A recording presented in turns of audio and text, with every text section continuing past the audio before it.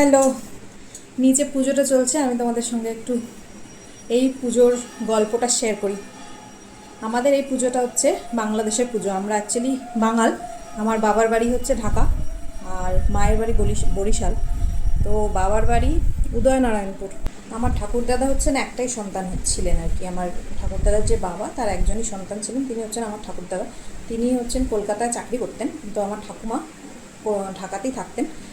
তারপরে আমাদের ওই বাড়িতে একটা বড় ডাকাতি হয়, যার ফলে তখন দাদু আর কি ভয় পেয়ে গিয়ে ঠাকুমাকে নিয়ে চলে আসে কলকাতায়। সেখানে এসে ভাড়া বাড়িতে থাকতে শুরু করে।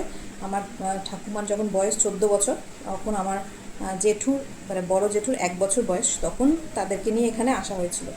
তারপরে ওই বাড়িটা দখল হয়ে যায় এবং সেই বাড়িটার জন্য ঢাকা হাইকোর্টে অবধি মামলা গেছিলো এবং মামলা ডিক্রিও হয়েছিল। তারপরে আমার দাদু আর পজিশন নিতে যেতে পারেনি, যেহেতু ওই টাইমে খুব আনরেস্ট ছিল।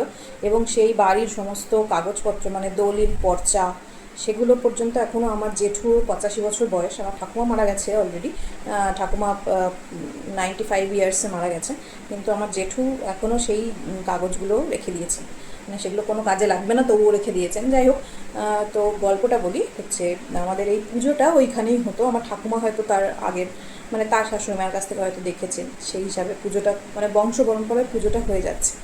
তারপরে আমাদের বাড়িতেও, আমাদের কলকাতার বাড়িতেও এই পুজোটা হতো। আমাদের বাড়িতে হচ্ছে পরবর্তীকালে, এখন যেহেতু ঠাকুমা মারা গেছেন, তারপরে তার আগে থেকেই হচ্ছে ইভেন। তার আমাদের বাড়িতে হওয়ার আবার একটা কারণ আছে, সেটা হচ্ছে আমার মা স্বপ্ন দেখেছিলেন। তো স্বপ্নটা কি সেটা একটু বলি।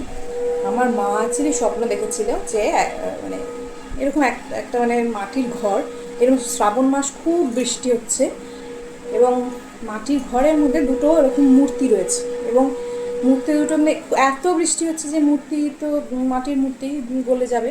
তো আমার মা বলছে যে মানে মা স্বপ্নের মধ্যে দেখছে যে মা আমাকেও নিয়ে গিয়ে ডেকে বলছে যে চল তাড়াতাড়ি করে মূর্তিগুলো তোল, নিয়ে আমরা ঘরে নিয়ে যাই, নাহলে তো মূর্তিগুলো গলে চলে যাবে, এত বৃষ্টি হচ্ছে।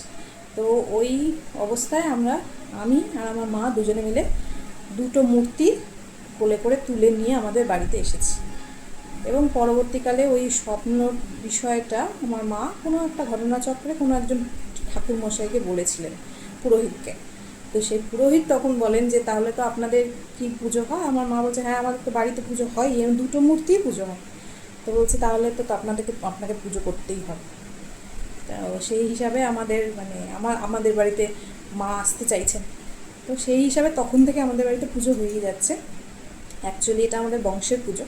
আমাদের আগেও হতো, আমার ঠাকুমাও করতো, তারপরে আমাদের কলকাতার বাড়িতেও হয়, প্লাস আমাদের এখন আমরা যেখানে থাকি সেখানেও হয়। তো চলো তোমাদের ঠাকুরটা দেখাই।